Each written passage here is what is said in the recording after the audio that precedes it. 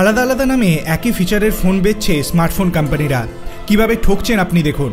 ভারতীয় smartphone market যথেষ্ট প্রতিযোগিতাপূর্ণ। বিশেষ করে মিড রেঞ্জ সেগমেন্টের এই প্রতিযোগিতা দিন দিন আরও গুরুতর রূপ ধারণ করছে। এমন সময় স্মার্টফোন ব্র্যান্ডগুলি তাদের সেল বজায় রাখার যথাসাধ্য চেষ্টা করছে, আর এর জন্য অনেকে আবার শর্টগান স্ট্র্যাটেজিও ব্যবহার করছে।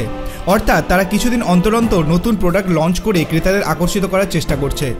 এছাড়াও কিছু কিছু ব্র্যান্ড আবার একই ফিচার এবং হার্ডওয়্যার বিশিষ্ট স্মার্টফোন বিক্রি করছে অন্য সিরিজ বা ব্র্যান্ডের নামে।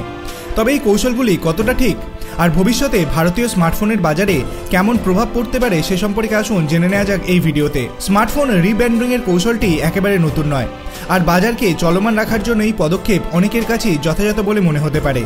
তবে যখন একই ফিচার বিশিষ্ট কোনো বিশেষ ব্র্যান্ডের স্মার্টফোন অন্য কোনো ব্র্যান্ডের কাছে সস্তায় পাওয়া যায়, তখন স্বাভাবিকভাবেই ক্রেতাদের মনে এই মডেলগুলি সম্পর্কে সন্দেহ জাগে।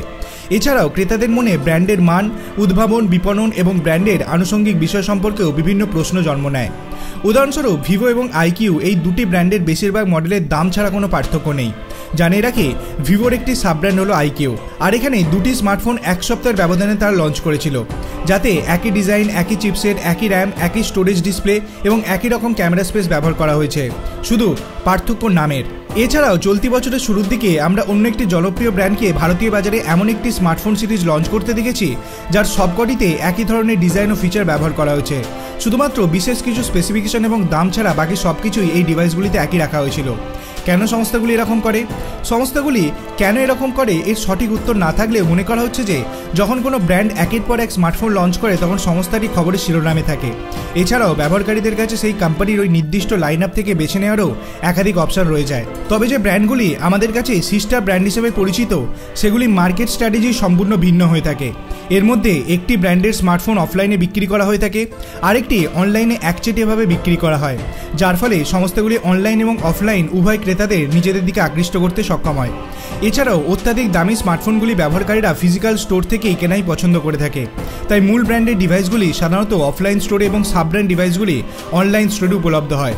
তবে আপাতদৃষ্টিতে স্মার্টফোন ক্লোনিং চতুর বিপণন কৌশল বলে মনে হলেও শেষ পর্যন্ত এটি ভোক্তা এবং বাজারের ওপর গভীরভাবে প্রভাব ফেলে, যার ফলে ক্রেতাদের ব্র্যান্ডের ওপর আস্থা এবং আনুগত্য ক্ষুণ্ণ হয়।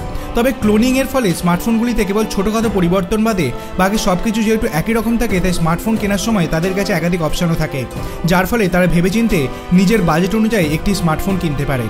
আপনার কি মনে হয় স্মার্টফোন কোম্পানিগুলির এই সকল কাজ করা কি একদমই সঠিক নয়? আপনার অভিমত আপনি কমেন্ট সেকশনে জানাতে পারেন। ভিডিওটি ভালো লাগলে লাইক করবেন, চ্যানেলটিকে সাবস্ক্রাইব করতে ভুলবেন না। ধন্যবাদ।